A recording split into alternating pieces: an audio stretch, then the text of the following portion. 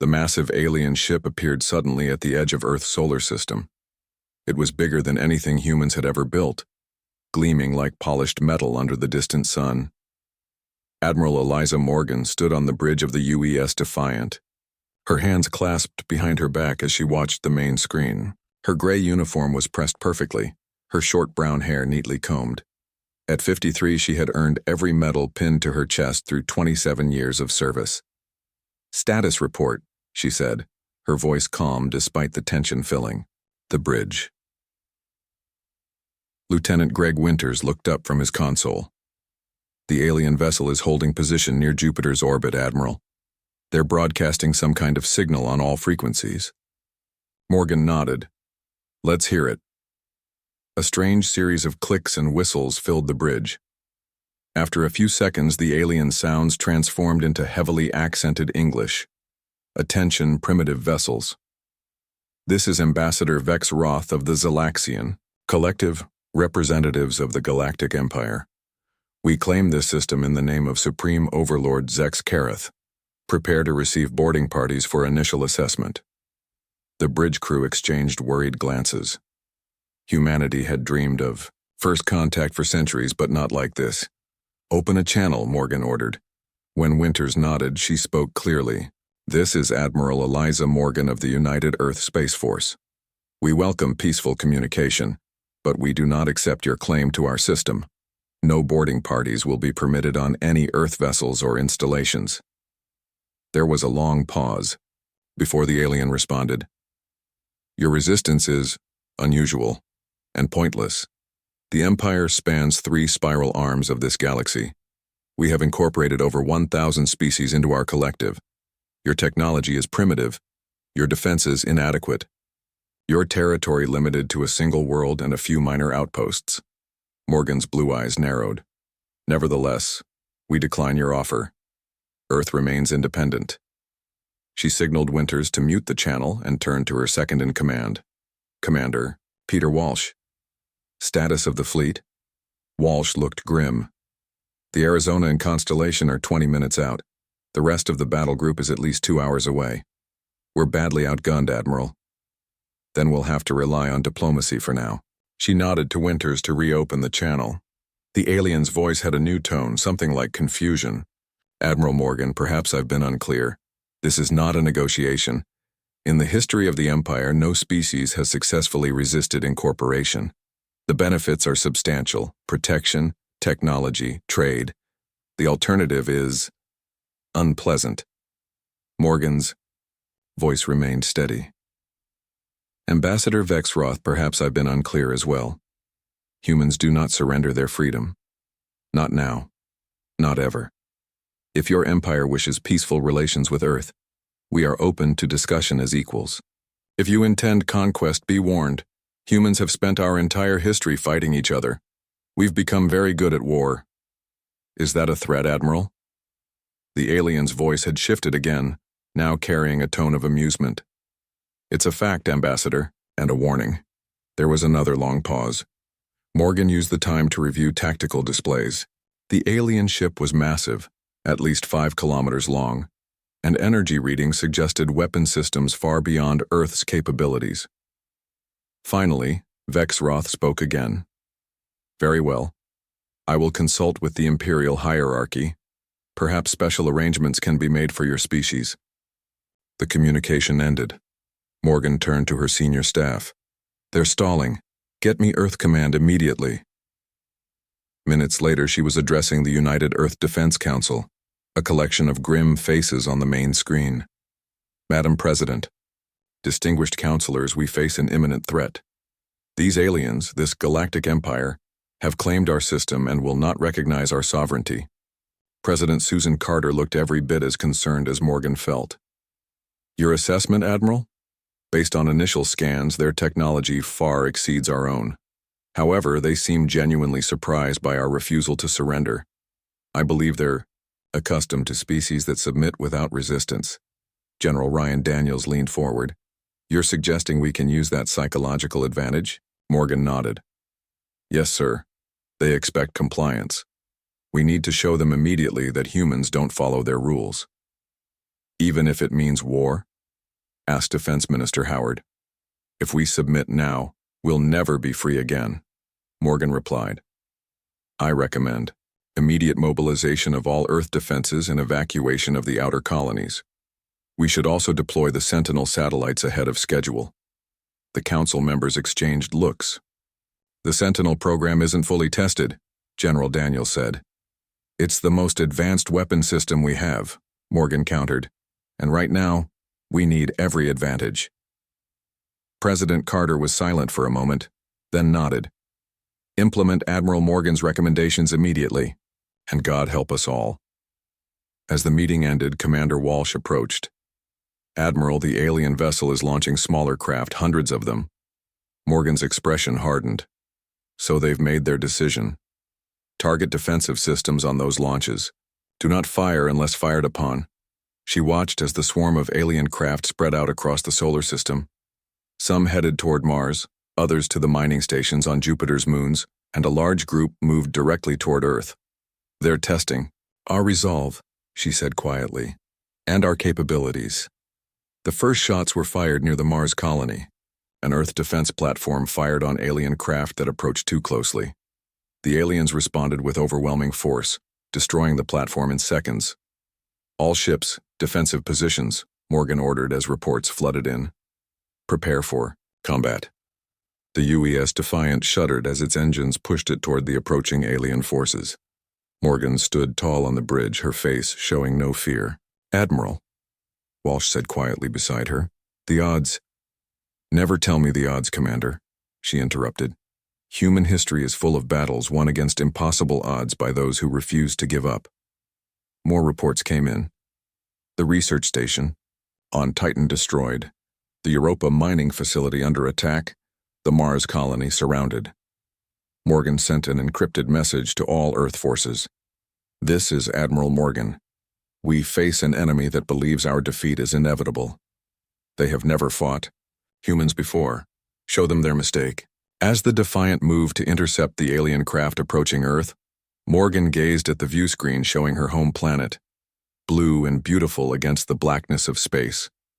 She thought of all the wars humans had fought across the centuries, all the suffering and destruction. Perhaps this was why, to prepare humanity for this moment, when all those hard lessons would serve a greater purpose.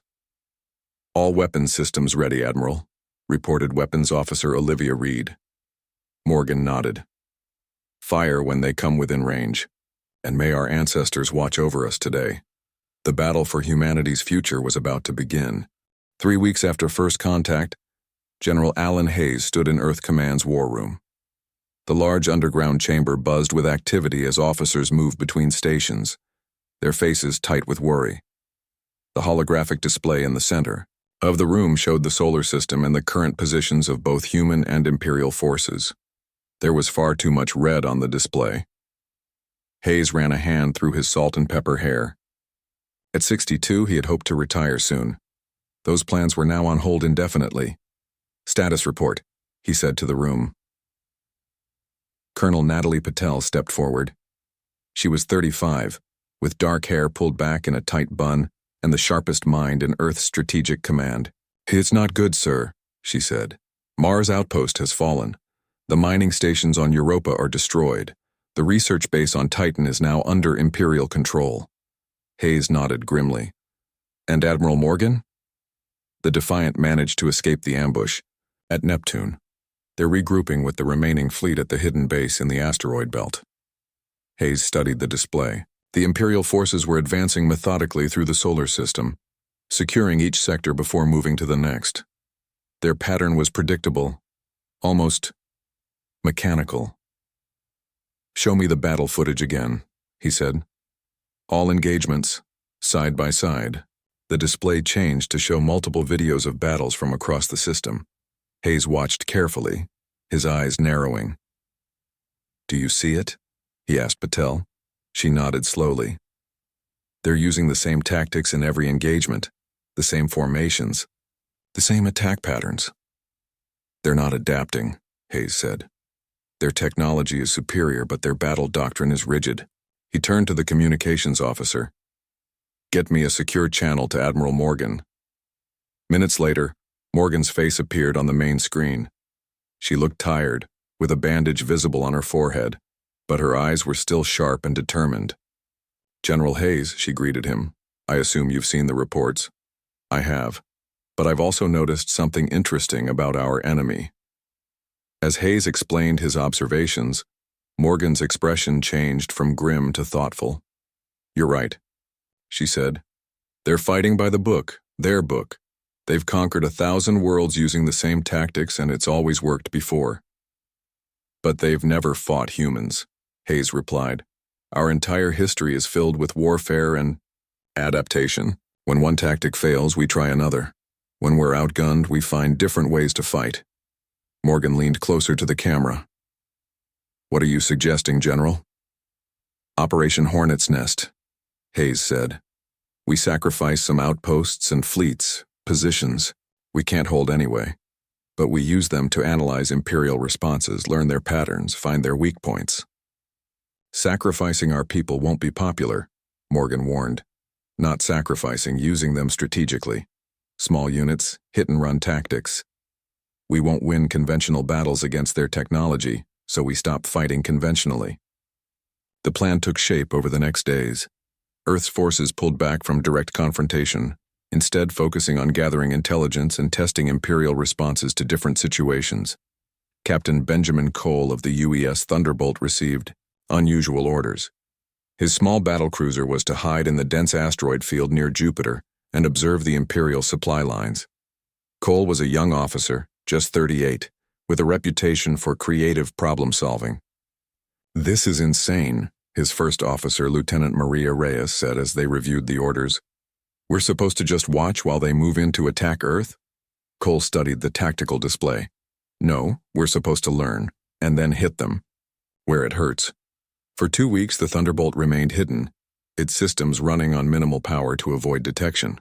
Cole and his crew recorded every Imperial ship movement, noting patterns in their patrol routes and communication signals. "Their supply ships follow the exact same path every time," Cole told his senior staff, "and they're only guarded on the flanks, not above or below the convoy path." Reyes still looked skeptical. "Even if we hit them, a single battlecruiser can't make a difference against their fleet." "We're not trying to win the war in one battle," Cole replied. "We're proving a point that humans don't fight the way they expect." The plan was simple but daring. The Thunderbolt would emerge from hiding above the next supply convoy, strike hard and fast, then disappear back into the asteroid field before reinforcements could arrive. On the bridge, Cole gave the order.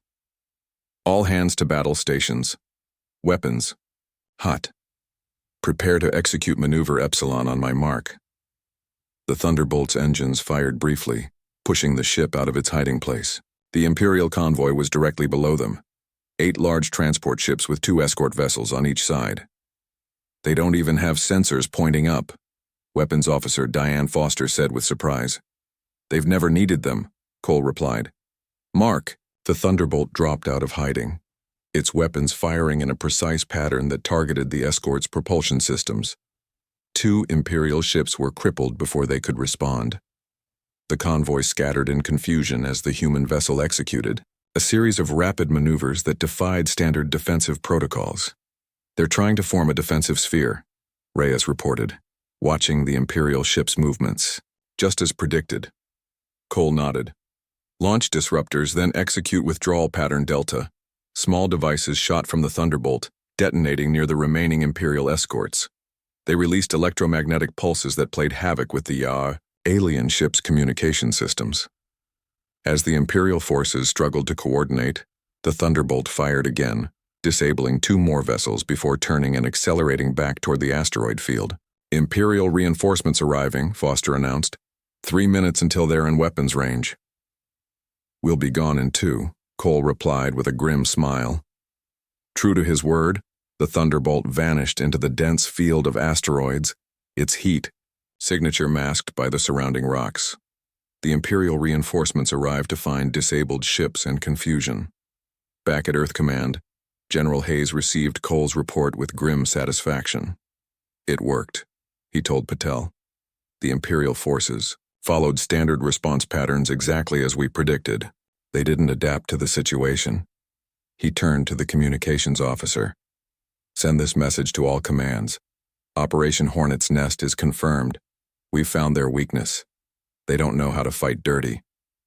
Around the solar system, small human vessels began to emerge from hiding, striking at Imperial forces before disappearing again. Each attack targeted a different weakness, tested a different tactic.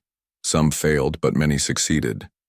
In the war room, Hayes added another successful engagement to the growing list of victories. We're still outnumbered and outgunned, Patel reminded him. These are small victories. Hayes nodded. But they add up. More importantly, we're learning while they're not. The Empire has conquered 1,000 worlds, but they've never fought humans before. He looked at the tactical display, where small blue lights representing human forces darted between the red masses of Imperial ships. And they're about to learn what that means. Dr. Olivia Wright worked late into the night in her laboratory aboard the hidden station Resilience. The station was built deep within Saturn's rings, the ice particles providing natural camouflage against Imperial scanners. At 45, Wright was Earth's leading expert on alien biology, with keen green eyes and prematurely white hair that she kept cut short for convenience. She leaned over the examination table, studying the body of an Imperial soldier. The alien was insectoid in appearance with a hard exoskeleton and multiple limbs. This one belonged to the warrior caste, evident from its enlarged front claws and reinforced headplate. Recording session 37, she spoke to her computer. Warrior caste neural examination. Her assistant, Dr. Paul Winters, prepared the scanning equipment. He was 20 years younger than Wright, with dark skin and a quiet, careful manner that made him excellent in laboratory work. Scans ready, he said. Wright nodded and activated the neural scanner. A detailed image of the alien's brain appeared on the main screen. Just as I suspected, she said. Look at the size of the obedience center compared to the problem-solving region, and almost no development in the creativity sectors. Winters studied the scan. They're bred for specific functions. Exactly. Their entire society is based on specialization. Warriors fight, workers build, commanders lead. None of them step outside their assigned roles. Wright moved to another examination table where pieces of Imperial technology were arranged for study. She picked up what appeared to be a communication device. Their tech is incredible, she said. Centuries ahead of ours in many ways. But it's all designed for efficiency within their rigid system. There's no redundancy, no adaptability. She turned to her computer and opened a secure channel. Admiral Morgan's face appeared on the screen, looking tired but alert. Admiral, we've made a breakthrough in understanding the Imperial forces, Wright said. I'm listening, Morgan replied. Wright explained her findings about the specialized nature of Imperial biology and technology. Each caste is literally bred for specific functions. Their warriors are physically formidable but lack creativity. Their commanders calculate probabilities but don't innovate. They've evolved in a hierarchy that's been stable for millennia. Morgan processed this information. So they're predictable because they're incapable of being unpredictable. Precisely. Their entire civilization is built on rigid compliance. They simply cannot comprehend the kind of adaptive, creative warfare that humans excel at. Across the solar system, Lieutenant Commander Kyle Patterson was making a discovery of his own. His small team of 6 infiltrators had managed to board an Imperial carrier using a captured shuttle. They wore modified Imperial armor taken from dead warriors, counting on the fact that most Imperial castes couldn't easily distinguish individual humans. Patterson was 35, with a lean build, and light brown hair kept regulation short. He had been a Special Forces operator before the invasion, specializing in covert operations. The team moved carefully through the massive ship, avoiding contact where possible. Their mission was simple: gather intelligence on Imperial systems and communications. In a rarely used maintenance corridor, Patterson found what he was looking for: an access point to the Imperial data network. He plugged in a device developed by Earth's best computer scientists and waited while it worked its way past the security. "This is strange," he whispered to Sergeant Leah Alvarez, his second in command. "There's barely any security at all." Alvarez frowned. That can't be right. A civilization this advanced must have cyber defenses. That's just it. They don't seem to have the concept of cyber warfare. Look at this. Patterson showed her the data streaming to his device. Their entire network is designed for efficiency, not security. The concept of one of their own trying to hack the system is completely foreign to them. They've never needed to protect against sabotage from within, Alvarez realized. Their society doesn't produce rebels or traitors. Patterson nodded. Which means we can access everything: navigational data, communication protocols, battle plans. They literally cannot comprehend deception among their own kind. When Patterson's team returned to Earth with the stolen data, a crucial war council was convened. Admiral Morgan, General Hayes, Dr. Wright, Lieutenant Commander Patterson, and other key leaders gathered in the underground command center. We've learned two critical things about the enemy, Morgan told the assembled officers. First, they are biologically specialized, with each caste limited to specific functions. Second, their systems have no defense against infiltration because betrayal doesn't exist in their society. How does this help us? Asked Defense Minister Howard. We're still outnumbered and outgunned. Morgan looked around the room. We can't match their firepower, but we don't have to. We'll use every dirty trick humanity has ever conceived. Guerrilla warfare, misinformation, sabotage, psychological operations. We'll make them fight a war they don't understand. Dr. Wright stepped forward. My team is developing bioweapons that target specifically the Imperial Command caste. Not lethal, we're not monsters, but compounds that will confuse their neural patterns, making it difficult for them to issue clear orders. Patterson added, and my team has developed viruses to insert into their navigation systems.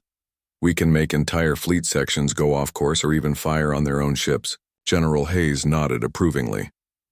Meanwhile, our conventional forces will continue hit-and-run attacks, but now with greater strategic coordination, targeting specifically the weak points Dr. Wright and Commander Patterson have identified.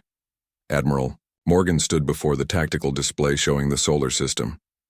The red Imperial forces still far outnumbered the blue human ships, but there was a new sense of purpose in the room. The Empire has spent millennia fighting conventional wars against conventional enemies, she said.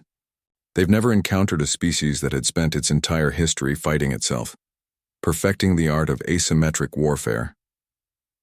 She turned to face the Earth's military leadership. We're not just soldiers. We're the descendants of every rebel, revolutionary, and resistance fighter in human history, and we're about to teach the Empire what that means. The plan moved quickly into action. Dr. Wright's team finished their neural disruptors and loaded them onto specialized delivery drones. Patterson's hackers prepared their cyber weapons, ready to infiltrate Imperial systems. And Morgan's fleet prepared for coordinated strikes against key Imperial supply lines and command ships. As Dr. Wright prepared to leave for her next assignment, modifying the neural disruptors for maximum effect against the Imperial High Command, she found herself working alongside Patterson. Do you think this will work? She asked him quietly. Patterson considered the question carefully. The Empire has conquered 1,000 worlds by following the same playbook. They've never had to adapt because adaptation was never necessary. Until now, Wright said. Until they met humans, Patterson agreed. The most adaptable species in the galaxy. The one predator they never evolved to handle. Across the solar system, human forces prepared for the counterattack. The plan was not to win. Through superior firepower, that was impossible. The plan was to win by changing the rules of the game, by fighting in ways the Empire had never encountered and could not understand. As Admiral Morgan told her commanders before they departed for their assignments. For the first time in its history, the Empire is about to fight an enemy that welcomes chaos, that thrives in desperation, that grows stronger when cornered. She looked at the faces of Earth's defenders, determined, resourceful, and undefeated. And they have no idea what's coming for them. The Galactic Council chamber was vast and ancient. Thousands of seats rose in concentric circles around a central platform where Supreme Overlord Zex Kareth now stood. At 7 feet tall, With gleaming blue-black exoskeleton and 4 upper limbs, he had ruled the Empire for 700 years. The counselors around him represented every major race in the Empire, though all had been thoroughly assimilated into Imperial culture long ago. "This emergency session of the Council is now open," Zexkareth announced, his voice amplified throughout the chamber. "For the first time in 3 centuries, we face a situation that requires our direct attention." The Imperial strategist Kilvor moved to the center platform. Unlike the warrior caste with their heavy armor-like exoskeletons, Kilvor was slender, with an enlarged cranial cavity housing an exceptional analytical mind. "Esteemed council members," Kilvor began, "I must report an unprecedented situation in the Sol system. The species known as humans are employing tactics we have never encountered." Images appeared in the air above the platform, recordings of recent human attacks against Imperial forces. "They attack and retreat rather than fighting to conclusion," Kilvor explained. "They sacrifice their own positions to damage ours. They transmit false communications that confuse our commanders. They modify their weapons between engagements. They operate without a unified command structure, making their movements unpredictable." A low murmur of confusion spread through the council. Such behavior was outside their experience. "Most disturbing of all," Kilvor continued, "they have somehow infiltrated our vessels and systems, inserting false data and corrupting command protocols. 3 Imperial dreadnoughts fired on their own support ships last week, believing them to be human vessels." Supreme Overlord Zexkareth raised a limb for silence. "What is your assessment of these humans, strategist?" Kilvor hesitated, unusual for his caste. "They are irrational, my lord. Their tactics defy strategic logic. They accept high casualties for minimal gains. They refuse to surrender even when defeat is mathematically certain." The Overlord considered this. "And yet they continue to resist." "Yes, my lord. Despite our overwhelming technological superiority, they have managed to disrupt our conquest timetable significantly." "Recommendation?" Kilvor straightened. "A demonstration of our absolute power is required. I propose deploying the Planet Killer to their system."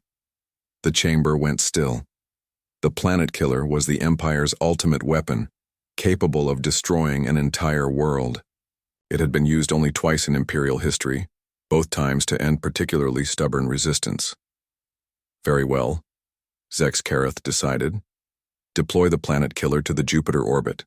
Destroy one of their outer colonies as demonstration. Then demand their immediate surrender." The massive Planet Killer vessel emerged from faster-than-light travel near Jupiter. Nearly 20 kilometers long, it resembled a giant mechanical insect with a glowing red orb at its center. Without warning, it fired on Jupiter's moon, Callisto. A beam of intense energy struck the moon's surface. Within minutes, Callisto broke, apart, fragments scattering through space. The message was clear: surrender or Earth would be next. On Earth, news of Callisto's destruction spread quickly. Instead of causing panic, it had an unexpected effect. Nations that had been historical enemies set aside their differences. Resources were pooled. Every factory converted to war production. Children learned to operate communication systems, while the elderly designed traps and fortifications. In Earth Command, Admiral Morgan met with Captain Samantha Rodriguez. At 40, Rodriguez had been a respected but unremarkable officer before the invasion. Now she commanded the small but growing stealth fleet, ships modified with technology reverse-engineered from damaged Imperial vessels. "The Overlord's ultimatum gives us 72 hours to surrender," Morgan told her. "That's when we strike." Rodriguez studied the plan on the screen between them. "This looks like a suicide mission, Admiral." "It appears that way by design," Morgan agreed. "Your fleet will attack the Planet Killer head-on." "With only 15 ships against that monster? The attack is a diversion. While they focus on your way, Fleet Patterson's team will board the Planet Killer using modified Imperial shuttles." Rodriguez nodded slowly, understanding. "They'll think we're desperate, throwing everything at them in a last stand." "Exactly. Imperial tactics say they should pursue and eliminate all opposing forces. Their psychology can't grasp the concept of a sacrificial diversion." When the plan was set in motion, Rodriguez led her small fleet out from hiding behind Earth's moon. Her flagship, the UES Intrepid, was at the front of the formation. "All ships attack pattern Omega," she ordered. "Remember the plan. Make it look good, but stay alive as long as possible." The human fleet approached the planet killer, which was now positioned halfway between Jupiter and Earth.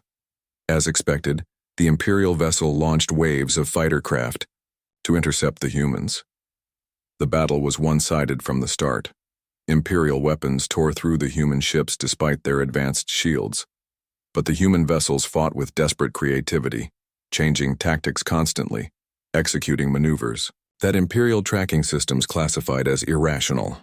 Rodriguez watched as 3 of her ships were destroyed in the first minutes. "Continue evasive patterns," she ordered. "Make them work for every hit." As the Imperial fighters pursued the human ships, they failed to notice 12 small objects moving silently toward the planet killer. Patterson's team, using captured Imperial shuttles and modified with stealth technology developed by Dr. Wright, approached the massive vessel from multiple angles. On the bridge of the Intrepid, Rodriguez received a coded signal. "Phase 1 complete," she told her crew. "Begin withdrawal." Her remaining ships turned and fled, appearing to retreat in disarray. As predicted, the Imperial fighters pursued, eager to eliminate the human threat entirely. What the Imperial commanders didn't realize was that the retreating human ships were dropping specially designed quantum mines disguised as debris. When the Imperial fighters pursued, the mines detonated, creating localized distortions in space. 3 Imperial capital ships were caught in the blasts, their systems crippled. Back on Earth, civilian engineer Frank Miller worked frantically in his lab. At 58, with thinning hair and thick glasses, he had been developing shield technology for shipping companies before the war. Now he was Earth's leading expert on defensive systems. "Try it again," he told his assistant, Lisa Chen. Chen activated the shield generator. A blue field of energy formed around the test object, a piece of Imperial hull material recovered from a crashed ship. Miller fired a captured Imperial weapon at the shield. The energy blast hit the shield, causing it to flicker wildly but not collapse. "We did it," Chen said, eyes wide. "It held." "For 2.3 seconds, Miller corrected her. "But that's 2.3 seconds longer than before. And in combat, that could be the difference between life and death." Miller's breakthrough was immediately transmitted to all human vessels. The new shield modulation could briefly withstand the Empire's primary weapons, giving human ships precious seconds to maneuver or counterattack. Aboard the planet killer, Patterson's team had successfully infiltrated the massive vessel. They moved through the maintenance tunnels, avoiding contact with the ship's crew. "Central. Control should be 3 levels up," Patterson told his team, checking the schematics they'd extracted from the Imperial network. As they approached the control center, alarms suddenly blared throughout the ship. "They've detected us," Sergeant Alvarez said. Patterson shook his head. "Not us. Look." He pointed to a nearby view screen showing space outside the vessel. A second human fleet had arrived, ships from the Mars resistance that had been in hiding since the colony fell. "They're creating another diversion," Patterson realized. "Let's not waste it." His team fought their way to the control center, facing surprisingly little resistance. Most of the Imperial forces had been deployed to deal with the external threats. Inside the control center, they quickly placed the devices Dr. Wright had designed, specialized disruptors that would interfere with the planet killer's main weapon. "Charges set," Alvarez reported. 15 minutes until they activate. "Then let's get out of here," Patterson ordered. Across the solar system, the Imperial losses were mounting. For the first time in its history, the Empire was fighting an enemy that adapted faster than their tactical algorithms could predict. That seemed to grow stronger when cornered. On his flagship near Saturn, Imperial Commander Vexen Noth watched in disbelief as reports of failures and setbacks continued to arrive. "This is impossible," he said to his second-in-command. "They are primitive. They should have surrendered after the Callisto demonstration." At that moment, the planet killer's main weapon attempted to fire on Earth. The disruptors planted by Patterson's team activated, causing a cascade failure in the weapon systems. Secondary explosions rippled through the massive ship. Not enough to destroy it, but certainly enough to cripple it temporarily. On the Galactic Council, Supreme Overlord Zex Karath received the news with cold anger. He turned to Imperial strategist. Kilvor, how is this possible? He demanded. Kilvor had no answer that fit within Imperial understanding. These humans defied all strategic logic. They should have been easy to conquer, like the 1,000 species before them. The Overlord made a fateful decision. Dippy? The Imperial Armada filled the darkness of space like a swarm of metal insects. 50,000 warships strong, they assembled at the edge of the Sol system. Never before had the Empire deployed such overwhelming force against a single enemy. Admiral Eliza Morgan stood on the bridge of the newly commissioned UES Vengeance, Earth's most advanced warship. Even with its reverse-engineered Imperial technology, the Vengeance was still hopelessly outmatched by any single Imperial dreadnought. Beside her stood General Hayes, his face grim. They've committed their entire fleet. Morgan nodded. Just as we hoped. Earth's plan had been months in preparation. Dr. Wright's team had seeded the outer system with microscopic replicators, tiny machines that now attach themselves to Imperial hull plating, waiting for activation. Lieutenant Commander Patterson's hackers had infiltrated the Imperial communication network through the backdoors they'd discovered. General Hayes had positioned his forces not to win. Victory in a conventional sense was impossible, but to create maximum confusion. Morgan opened a channel to all human vessels. All ships, this is Admiral Morgan. The enemy approaches with overwhelming force. They believe their superior numbers and technology guarantee victory. She paused, her blue eyes taking in the impossible odds displayed on the tactical screen. They're wrong. Execute Operation Thunderbolt. The human fleet began to move, breaking into dozens of small groups that scattered throughout the solar system, apparently retreating in disarray. The Imperial Armada, seeing what appeared to be a panicked response, divided to pursue, exactly as human strategists had predicted. Morgan opened a secure channel to Earth Command. Commence Phase 2, in laboratories and command centers across Earth and its remaining outposts. Teams of scientists and computer specialists activated their systems. The microscopic replicators attached to Imperial hulls came to life, burrowing into the metal and seeking out critical systems. Not designed to destroy but to confuse, rewiring navigation controls, disrupting sensor arrays, altering weapons targeting. At the same time, Patterson's team flooded the Imperial communication network with carefully crafted misinformation. False orders sent Imperial squadrons onto collision courses with each other. Fake distress calls pulled ships away from their assigned positions. Tactical displays showed enemy vessels where there were none. Morgan turned to her communications. Officer. Send our message to the Imperial Command. Throughout the Armada, Imperial commanders received the same transmission. We warned you to run. You should have listened. The battle began in earnest. Human vessels executed maneuvers deemed irrational by Imperial tacticians, achieving surprise where none should have been possible. Ships appeared to sacrifice themselves, only to be revealed as remote-controlled decoys packed with explosive devices. Others used the new shield modulation developed by Frank Miller to briefly withstand Imperial weapons, giving them precious seconds to strike back at vulnerable points identified by Dr. Wright's research. On his command ship, Overlord Zex Karath watched in disbelief as his invincible armada began to disintegrate into chaos. How? He demanded of his advisors. How can they defeat our superior technology in numbers? The answer came from an unexpected source, his xenoanthropologist, a member of the scientific caste who had been studying human history. My lord, these humans have spent their entire existence fighting themselves. Every tactic we consider dishonorable, they consider necessary. Every strategy we deem illogical, they have refined through millennia of bloodshed. The xenoanthropologist activated a display showing the history of human warfare, from ancient battles with primitive weapons to their modern conflicts. They have never known peace.